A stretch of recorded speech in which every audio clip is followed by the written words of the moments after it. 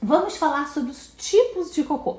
Falando sobre os tipos de cocô, você já consegue identificar aquele que você faz mais, aquele que você faz menos, e você vai poder entender um pouco mais da saúde do seu intestino, tá?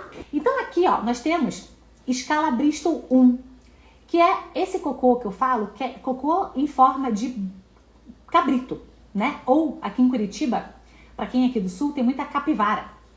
E o cocô da capivara é bem igualzinho isso aqui. Então, esse cocô aqui, o escala Bristol 1, são fezes em formas cápricas, como se diz mais bonito, né? Fezes em formas cápricas, que realmente tem esse formato todo de bolotinha. Comumente, esse formato de fezes são fezes bem ressecadas, bem ressecadas, né? Ou seja, bem secas. São fezes mais duras, porque tanto que ela, né, forma essas bolotinhas. São fezes que demoram um pouco mais para sair, porque requer um pouco mais de força. Às vezes não muita força, mas requer força, porque dependendo do tamanho da bolinha e duro, requer mais força, então a pessoa fica mais tempo sentada no vaso. É muito característico, inclusive, de pessoas que apresentam hemorroida. Muitos pacientes que sofrem de hemorroida evacuam fezes desse tipo aqui, tá? E são fezes que demonstram pra gente principalmente o quê? Baixo consumo de água, baixo consumo de fibra. É o mais comum. Esse paciente que tem fezes cápricas, ele pode ter outras coisas? A pessoa consome fibra, consome água adequadamente. Pode ter outras coisas? Pode. Pode ter um tempo de trânsito intestinal lento, pode ter uma musculatura do assoalho pélvico mais enfraquecida, né? Então pode ter problemas, digamos, musculares, o que atrapalha a evacuação. Mas isso é o mais incomum, gente. O mais comum realmente são erros alimentares, perfeito? Então aquele paciente que come muito pão, que come muito industrializado, muita coisa seca, muita farinha, pouquíssima hidratação, normalmente tem fezes assim nesse estilo.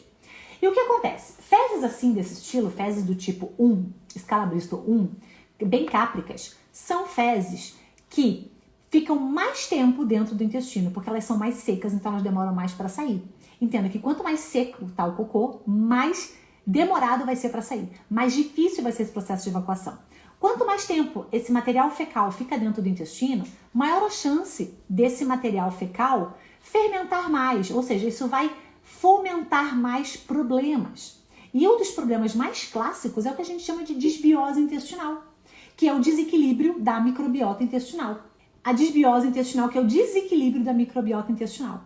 E quando a gente pensa em desequilíbrio da microbiota intestinal, em desbiose, a gente já pode avançar os nossos olhares um pouco mais e pensar já num leaky gut, que é um aumento de permeabilidade intestinal.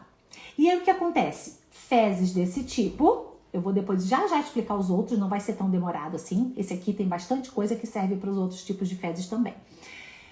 Quando a gente tem desbiose intestinal, fezes muito tempo paradas no intestino, aumento da permeabilidade, lembrando que o nosso intestino é como uma esponja, ele é permeável, ele absorve coisas, ele pode absorver outras coisas que além de vitaminas, minerais, antioxidantes, compostos bioativos, tudo que é bom, ele absorve, mas ele também pode absorver coisas que não são boas. E essas coisas não boas que ele absorve estão onde?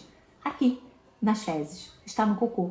Então, quanto mais tempo parado esse material fecal, que teoricamente é lixo, é resto, deveria ir embora, esse material fecal fica parado mais tempo no seu intestino, você começa a tomar água de cocô.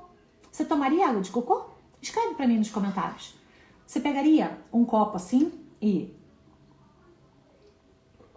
tomaria água de cocô? Eu não. Só que isso acontece dentro do intestino da maioria das pessoas que tem constipação. Por quê? Porque essas fezes ficam lá dentro paradas e o intestino, que é uma esponja, vai absorvendo a água dessas fezes. Elas vão ficando cada vez mais duras.